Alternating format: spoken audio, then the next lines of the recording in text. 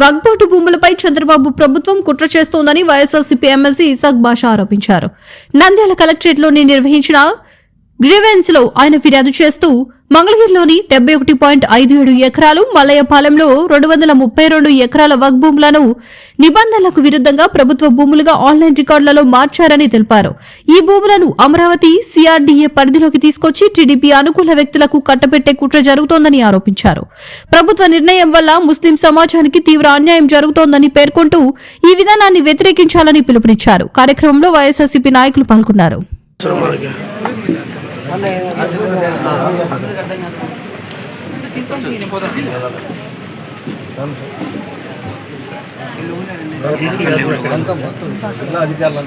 Second level evening 6 వరకు అంటే కదా 10 to 6 వేరే జిల్లాలంతా క్యాన్సిల్ చేసినారు. ఇప్పుడైతే మేడం మీరు ఒకటి కర్నూలు క్యాన్సిల్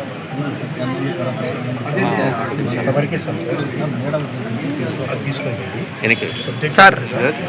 గుంటూరులో మూడో ప్రాపర్టీస్ మాబునేసిక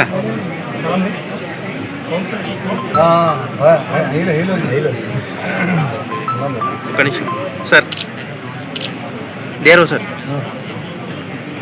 విషయం ఏమిటి సార్, గుంటూరులో అందులో ప్రాపర్టీ 75 ఎకరాల పైన ప్రాపర్టీ సార్. ఎప్పటి నుంచో ఫస్ట్ నుంచి మనకుండే ప్రాపర్టీ ఇది. దాన్ని ఈ మధ్యకాలంలో ఈ కూటమి ప్రభుత్వము ఇండస్ట్రియల్ పార్కు చేయడానికి రెడీ చేసి ఇస్తూ ఉంటారు. మూడు ప్రాపర్టీస్ కానీ, అందువల్ల ప్రాపర్టీస్ కానీ, పర్సనల్ ప్రాపర్టీస్ ఏం లేకుండా చేసి అడ్వర్టైజ్మెంట్ కూడా ఇవ్వడం జరిగింది. దాన్ని ఆపమని చెప్పేసి రిక్వెస్ట్ రాష్ట్ర వ్యాప్తంగా స్టేట్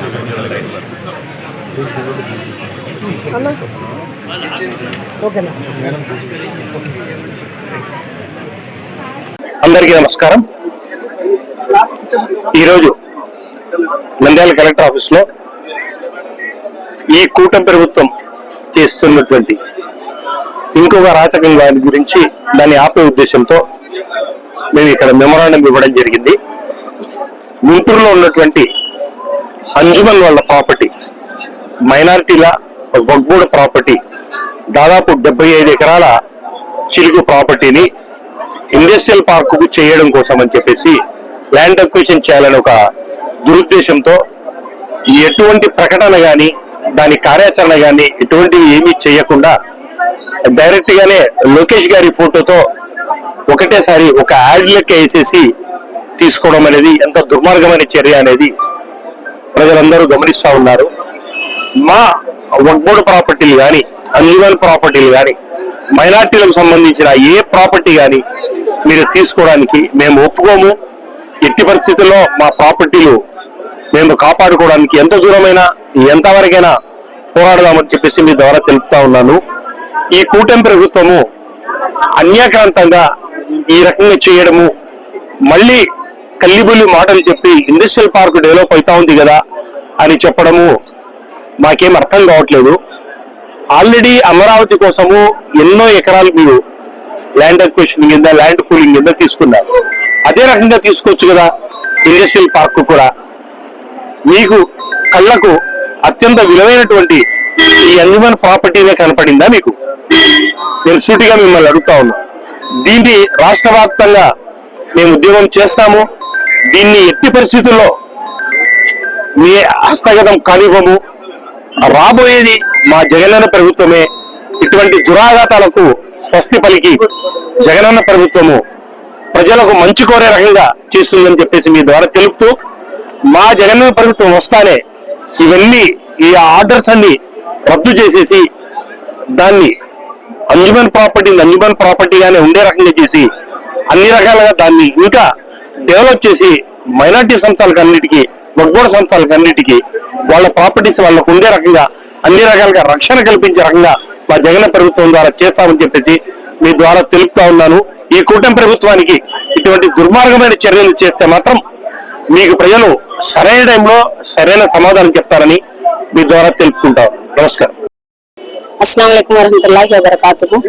ఈ రోజు మనం చూస్తుంటే కూటమి ప్రభుత్వం మైనార్టీస్ కి మంచి చేస్తానని చెప్పి కూటమి ప్రభుత్వము అధికారంలోకి వచ్చిన తర్వాత మైనార్టీల ద్రోహి అని చెప్పుకోవడానికి ఎక్కడా మనము ఇబ్బంది పడాల్సిన అవసరం లేదు. ఎందుకంటే మైనార్టీస్ ఎప్పటికీ వాళ్ళు ద్రోహం చేస్తూనే ఉన్నారు. దాంట్లో భాగంగానే ఈ రోజు గుంటూరులో అంజుమన్ ప్రాపర్టీని కొన్ని 75 ఎకరాలు పైన కొన్ని వేల కోట్ల ప్రాపర్టీని ఈ రోజు కబ్జా చేయాలని చూస్తున్నారు. అంటే డెవలప్మెంట్ పేరు మీద తీసుకోవాలని చూస్తున్నారు. దాంట్లో ఏదైనా మైనార్టీస్ కి ఉపయోగపడేలాగా షాదీఖానాలు కానివ్వండి, ఇలాంటి యాక్టివిటీస్ చేసి దానికి వచ్చే ప్రాపర్టీలకు వచ్చే ఆదాయంతో మైనార్టీకి ఇంకా ఎదిగే విధంగా కృషి చేయాలి తప్ప ఆ ప్రాపర్టీస్ ని గవర్నమెంట్ స్వాధీనం చేసుకోవాలనేది మంచి పద్ధతి కాదు. మీకు కావాలంటే నిజంగా అమరావతిలో ల్యాండ్ పుల్లింగ్ చేసిన విధంగా తీసుకొని ఇంకా కొన్ని ఎక్కడైనా ఆస్తులు తీసుకొని డెవలప్మెంట్ కి కృషి చేయాలి తప్ప మైనార్టీ ప్రాపర్టీస్ ని తీసుకోవాలనేది మంచి పద్ధతి కాదు. దీంట్లో భాగానే రాష్ట్ర వ్యాప్తంగా మైనార్టీస్ కి ఎప్పుడు అండగా ఉంటున్న మా జగన్మోహన్ రెడ్డి గారి ఆదేశాల మేరకు వైఎస్ఆర్సీపీ మైనార్టీలకు అండగా ఉంటుంది, మైనార్టీల తరఫున పోరాడుతుంది. ఆ ప్రాపర్టీని ఎక్కడ నిర్వియోగం కాకుండా చూస్తుందని ఈ సందర్భంగా తెలియజేసుకుంటూ ప్రాపర్టీని కాపాడాల్సిందిగా కోరుకుంటున్నాను. నంద్యాల కలెక్టర్ ఆఫీస్ నందు ముస్లిం మైనార్టీలు అందరం కలిసి మరి అధికారులకు వినతి పత్రం ఇవ్వడం జరిగింది. వినతి పత్రంలో ఉన్నటువంటి అంశం ఏమనగా ఆంధ్ర రాష్ట్రంలో ముస్లిం మైనార్టీలకు అదేవిధంగా ముస్లిం మైనార్టీల ఆస్తులకు రక్షణ లేకుండా పోయింది ఈ కూటమి ప్రభుత్వంలో అని చెప్పేసి తెలియజేసే దానికోసమే ఈ రోజు మేము ఇక్కడ మెమరాండం ఇవ్వడం జరిగింది. ఎందుకంటే సాక్షాత్తు మంత్రివర్యులైనటువంటి లోకేష్ గారి నియోజకవర్గమైనటువంటి మంగళగిరిలోనే 72 ఎకరాలు మా అంజుమన్ ఇస్లామియాకు సంబంధించినటువంటి ముస్లింల ప్రాపర్టీ అన్యాక్రాంతం చేసేదానికోసం చంద్రబాబు నాయుడు గారు రాష్ట్ర ముఖ్యమంత్రి గారు పూనుకున్నారు. అంటే మా పెద్దలు ఏదైతే ఈ అంజుమన్ ఇస్లామియాకు డొనేట్ చేసినటువంటి భూమి దేనికోసం చేశారయ్యా? వాళ్ళకు భూములు ఎక్కువ చేయలేదు. చంద్రబాబు నాయుడు గారు రాబోయే తరాలకు మాకు యూనివర్సిటీలు కట్టుకోవాలన్నా, ముస్లింలకు ఒక హాస్పిటల్ కట్టుకోవాలన్నా, లేదు మేము మద్రసాలు కట్టుకోవాలన్నా, లేదా ఇంకా ఏదైనా కూడా ఒక ఇన్స్టిట్యూట్ ఏర్పాటు చేసుకోవాలంటే రాబోయే తరాలలో మా భావి తరాలకు భూమి కావాలని చెప్పేసి వాళ్ళు ఒక అంజుమన్ భూమిని కేటాయించడం జరిగింది. మరి మా అంజుమన్ భూమిని మీరు ఐటీ పార్కులకు ఇవ్వడానికి మీకు అధికారం ఎవరిచ్చారని చెప్పేసి అడుగుతా ఉన్నాను.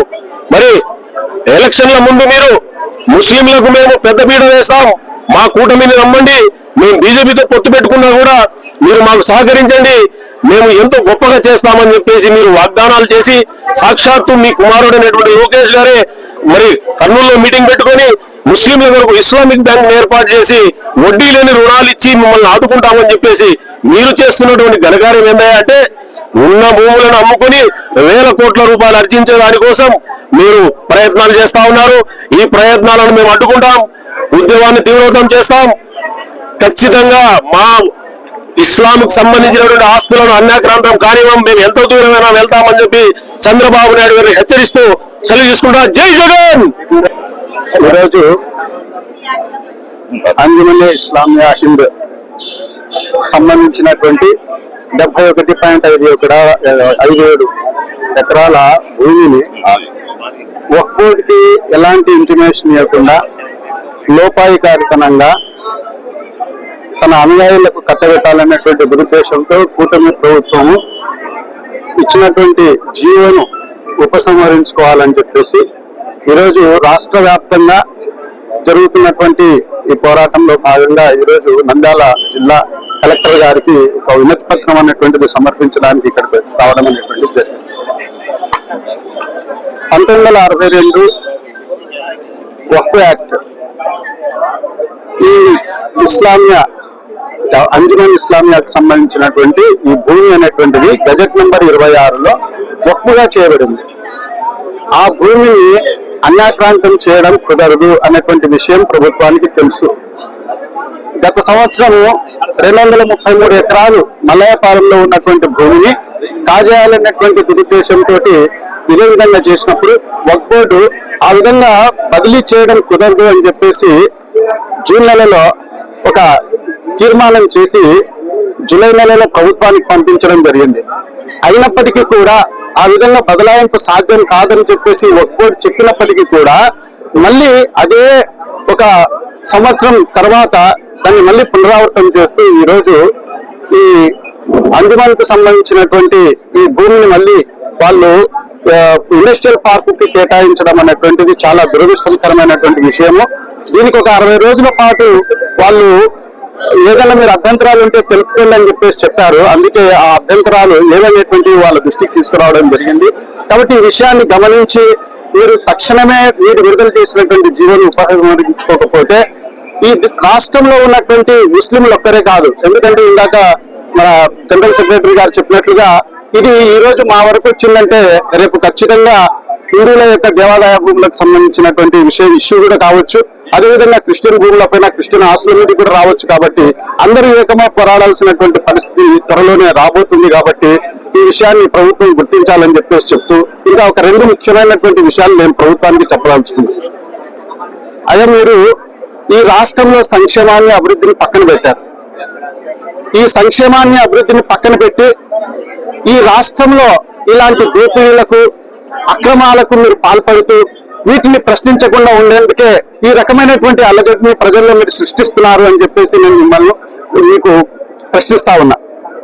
మీరు 2019 నుంచి 24 వరకు వైఎస్ఆర్సీపీ ప్రభుత్వం ఉన్నప్పుడు స్పెషల్ స్టేటస్ గురించి మీరు మాట్లాడినారు.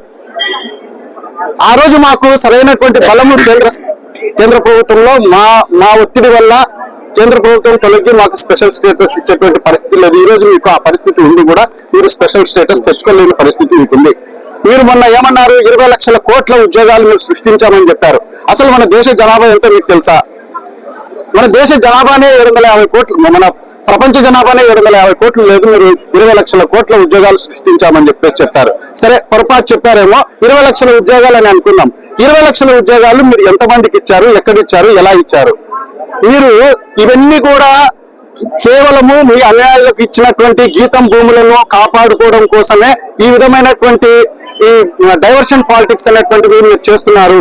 అంతేకాకుండా ఇంకొక విషయం కూడా మీకు అడుగుతా ఉన్నాను, మీరు నిజంగా హిందువేనా అని చెప్పేసి మిమ్మల్ని ప్రశ్నిస్తా ఉన్నా. ఒక పక్క మీకు ఈ తిరుపతి లడ్డూలో ఏమి లేదని చెప్పిన తర్వాత కూడా మళ్ళీ మీరు శ్రీశైలం వరకు తీసుకొని వచ్చారు ఇష్యూని. అంటే అసలు మీరు చేస్తున్నటువంటి అక్రమాలు బయటపడకుండా ఉండడం కోసమే కదా మీరు ఈ విధంగా చేస్తున్నారనేటువంటి విషయాన్ని మిమ్మల్ని ప్రశ్నిస్తా ఉన్నా. కాబట్టి దయచేసి మీరు ప్రజలకు ఉన్నటువంటి అవసరాలని వాళ్ళకి సమస్యలను సృష్టించి ప్రజలు మీరు చేస్తున్నటువంటి అక్రమాలను ఎత్తి చూపకుండా మీరు తప్పించుకున్నటువంటి ప్రయత్నం చేయడం అనేటువంటిది సమంజసం కాదు. మీరు ఇవన్నీ కూడా మానుకొని దయచేసి మరొకసారి మా మైనార్టీల ప్రాపర్టీస్ జోలికి రాకుండా మాకేదైనా మీరు మేలు చేయదలుచుకుంటే మా ఒగ్గొడ్లో ఉన్నటువంటి ప్రాపర్టీస్ ని మా ముస్లిం సోదరులకు ఉపయోగపడేలాగా మీరు ఏదైనా ప్రయత్నం చేస్తే రేపు పొద్దున మీకు మా ముస్లింలంతా కూడా మిమ్మల్ని క్షమించేటువంటి పరిస్థితి ఉంటుందని చెప్పేసి తెలియజేస్తూ వివిడి న్యూస్ టీవీని తక్షణమే సబ్స్క్రైబ్ చేసుకోండి.